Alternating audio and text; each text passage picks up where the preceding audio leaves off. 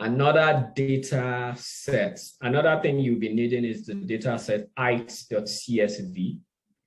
So I've also posted that in the chat. So you can download those two. If there's a folder you use for HAR, usually, it would be a good idea to put those two documents or those two files in that folder. So I'm sharing my screen right now. So the first thing is when you start working, when you're trying to work on a new data set, there are things that are good practice to do when you're starting. The first one is something called a remove function. So RM, so this first line of code that I'm highlighting in my screen, RM list equals ls, bracket, brackets, all of that. Then, so what that does basically is removes the objects in your workspace so you can start afresh. Then the second thing, this nita options chunk is a global options setting for the code chunks within your HAR Markdown document. So nita is a package that we installed in the first lab. So this is just a global setting for nita within your HAR document. So the third thing you want to do is you want to check your set working directory.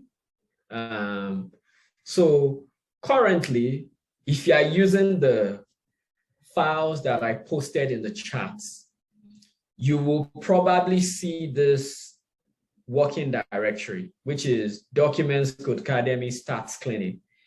That's the file path for getting that documents on my own computer. So if you check files on my own computer, I have home documents, Codecademy, stats clinic. That's what's going on. That's why you have this hard code there. But to set your own working directory, you want to get to the files. Okay, I'll send the documents again. So first is our lab. Then second is it.csv.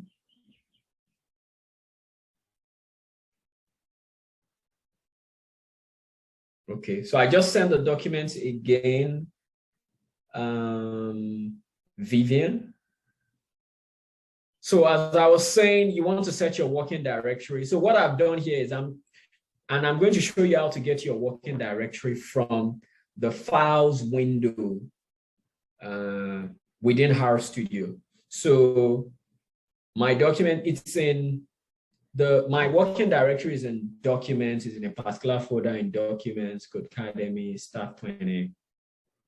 So this is where I have my HAR files for Stats Clinic. So I will set this. To set this as working directly, I could basically use this gear folder and say set as working directory. Right? So if I do that, it sets the working directory. So one of the things we did earlier on is copying this code, copying the file paths, and just pasting it in this code. You know what, let me go to source so you can see the line where that is happening. So you can come to line 13 where you have set working directory, and you can just replace it with the code you've copied from your console. Right? So that's one thing you can do. So if you've done that, it gets easier to do the next thing we want to do. So the next thing we want to do is we want to call a package reader. That's one of the packages we installed the last time when we did this class. So you want to call that package, have it installed, and then you use that package to import the height.csv data set that you downloaded. So the line of code you will use is on line 19 and line 20, and all you just have to do is run the code. Then once you run okay, let me just start again and run the code. When I run the code, what you see is you see that you get this output under that code chunk. So this would only work if you have its.csv in the working directory.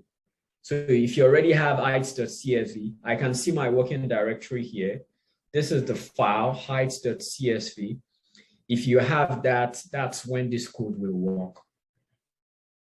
So the next thing we're going to do after, or the next thing we did after we called that library, we call the reader package with the library function, is to start doing simple things to the data set we've imported.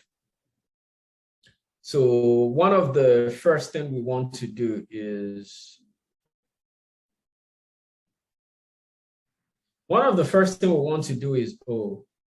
for this data set, remember that, okay, we created this object.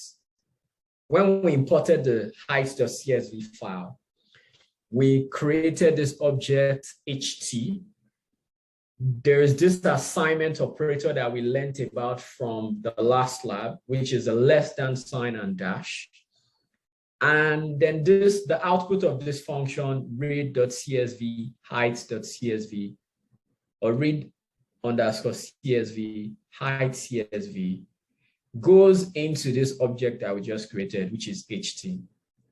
So the next thing we want to do is to look at the structure of ht, the ht object. So one of the functions, there are like two different functions that you can use to look at your data set, look at the headers and the structure. One of them is head, H-E-A-D. The second one is str. I like to call that structure, but it's str. That's just a good way to remember it. So what the head function does is it just shows you the headers, like it shows you the beginning parts of your data set. So you can use the head function for vectors, for matrices, for tables, for most objects within R. So the HT object is a data set we've just created. So we want to look at the headers for that data set. So we use the head function, HEAD, and we put the HT in. And then when we run that code, it basically just gives us like an overview. We can see the headers of the data set we've just imported. So you see .1, that's one variable or column that we have there. There is height, that's another variable or column. There's height 2, and then there's height 100. So there is an extra argument you can introduce into the head function. So that extra argument is you can use it to limit the number of observations that you can see. Like here in the first time we ran the head function code, we can see like 6 observations, 6 rows, right? So now we can try and limit it to 3 by having essentially the same code we had here on line 26. We can have that same code on line 32, but now we have comma space n equals 3, right? So then when we run that code, it gives us the same thing we had at the top, but now we have it limited to just 3 observations. So you can do the same thing like 4, you can limit it like that, 5 observations, things like that. You can specify the number of observations. That's out of 96 different possible observations that you can get from this data set. So the next thing we also did was, okay, I mentioned we're looking at the headers, the head function. So another function we looked at was the str function. So we applied the str function to the HT data set. And what we got is this, right? So what the str of, I call it structure, like I said, to just remember what it does. What it does is it gives you like it's used to generate a compact display of the internal structure for an R object. So it provides like one-line outputs. So by applying it to the HT data set, you can see what we have here. It's giving us the same columns or headings, variables that we saw from the first chunk of code that we ran. And you can see dot dot one, that's the first variable, height here, height 2 here, height 100 here. And then it's telling us things like, oh, it is a numeric, I mean, the data type is numeric. And there are 96 observations. And then it gives you the first few observations. It does that for all the headings. So the other thing we can do is, instead of just applying it to the data set, we can apply to a specific variable or column. Okay, so Oluwatayo, you said you're the code is not working. Do you mind sharing your screen? Do you want to share your screen? Let's figure out what's going on. All right, thank you. I'll share it now.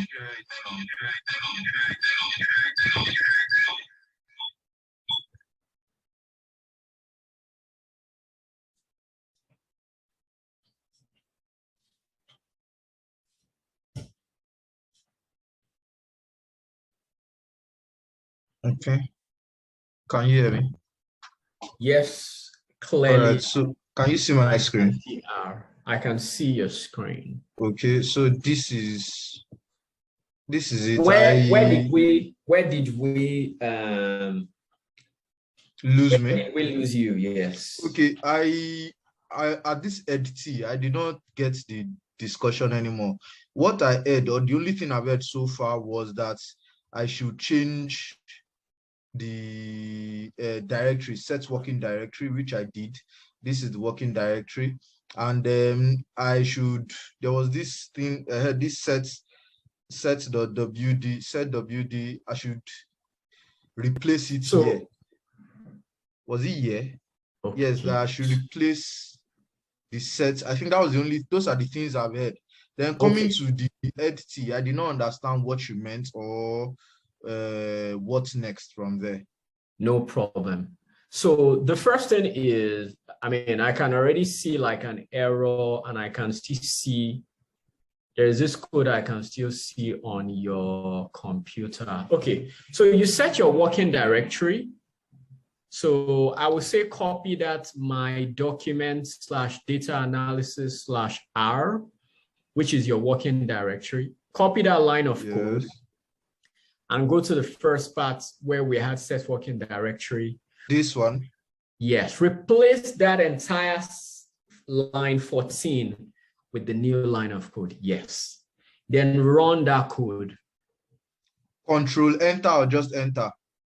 I don't even know. I think you can use, it's control enter. Another thing you can do is to just click the arrow looking forward sign. Where?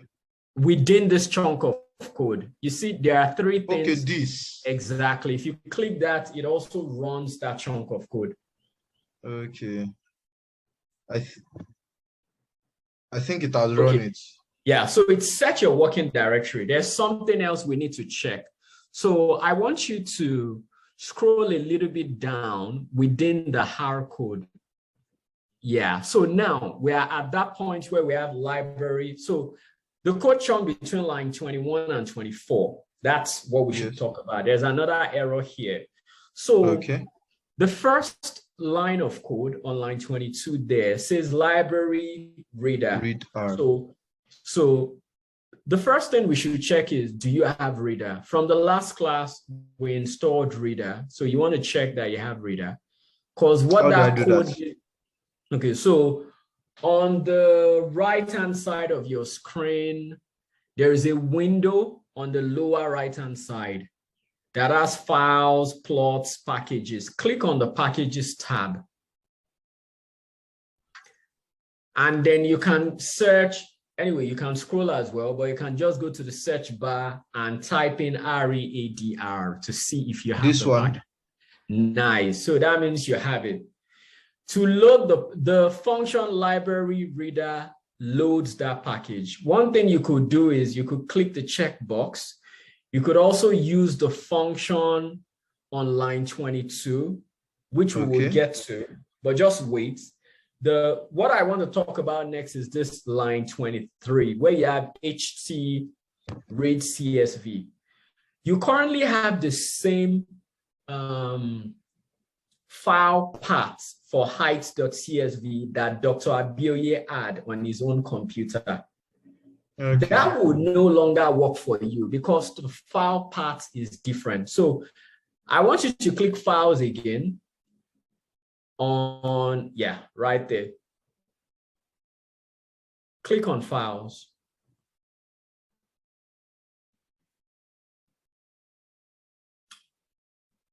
Do we have a frozen screen?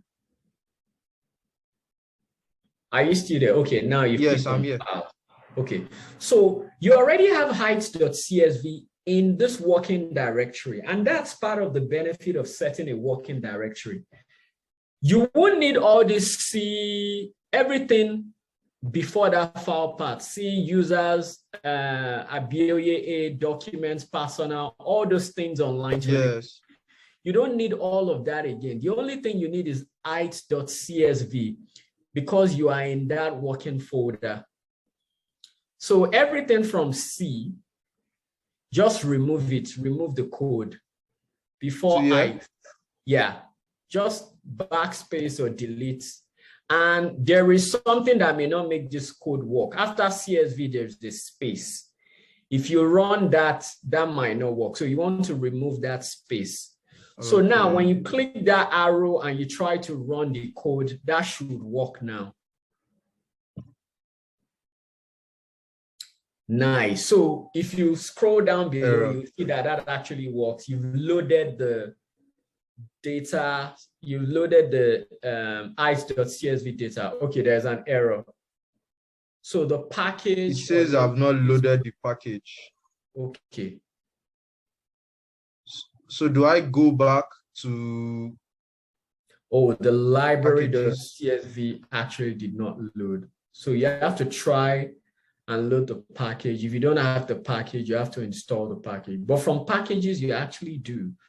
Click on, select the checkbox. Done. Yeah, so try running the read.csv again.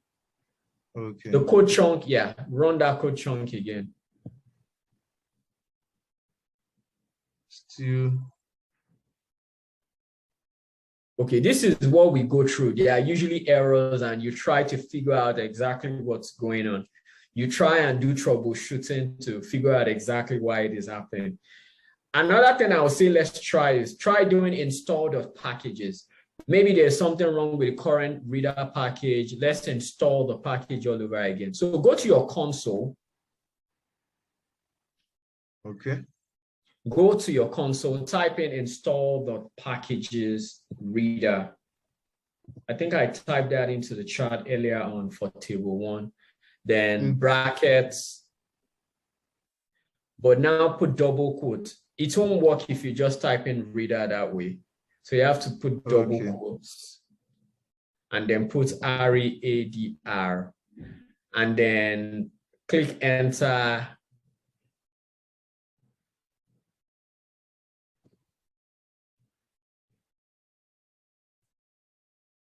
Okay, so we're actually having issues. R2 is required to build R. Installed. Okay, so that shows us what's currently going on. I'm sorry, sir. Okay, now the package is successfully unpacked. I think it's installed now. Try. So do I run this again? Run that code again and let's see what happens. And hopefully you don't get an error this time. There's still an error. I'm not sure what's happening, but to figure it out, it might take some time. I think it's better we do that outside this time. Yes. All right. So, but thank you for sharing your screen and us going through the problem together. Hello, Otunaya, you have your hands raised. Thank you for I don't know. answering. Before I got this read R too. I had that same error, but I sometimes use read.csv, not read_csv, and it seems to work. I don't know if you can try it. Try what? You mean what? Read.csv. Instead of read_csv. Interesting. Sometimes. I'll be surprised if that works, but try it. Yeah. So I think there are a number of different ways to import, and it depends on whether that is a base R instruction or certain packages. So in this case, we're using read R, but there's also a base R format to install to import CSV files. So I think read.csv might work, but you have to be clear, like which package it is coming from, or which whether it's base R, and what it requires you to do. So a good rule of thumb, or sorry, a good practice is to like Google the code. Just quickly check it on Google and see read.csv R and see, what do you find? Nobody knows all the codes by heart, right? And just see what it requires you to do. Yeah. All right, thank you very much. Maybe I should stop sharing my screen so we can move on. You're very welcome. Yeah. That's what usually happens, and you'll have to go to search online, you Google the code, Stack Overflow, and then you eventually figure out what happens. Anyways, where were we? It's almost 11:30.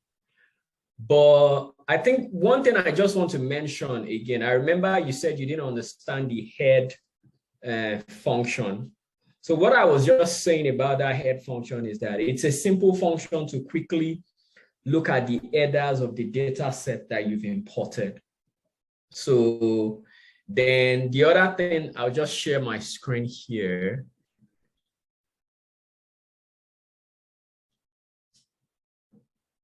So we first talked about the head. The HT is the object you created here. And then when you do the head function, what you're trying to do is to look at the structure of that. It's a way of looking at the structure, like the headers anyways, or the headings of the data set. So it gives you the headings, you can see the different variables. Another thing you can do is to limit the number of observations it shows you. The first time you tried the function, it showed you just 6, it gave you 6 observations. When you include another argument, this is that n equals 3, it limits the number of observations to 2, 3, 4. You basically can change this to, say you could change this to 4 observations or 5 observations, and it gives you those number of observations. So Oluwatayo, do you get a sense of what the head function is for now by that explanation? A little. I think I'll get it better as we move on. I would eventually pick it up. Thank you. All right. So I think we can spend about, say, 30 minutes more, or like 29, 30 minutes more. I'll just quickly try to run through this. Then we go to where we stopped earlier. So I talked about the head function, limiting the number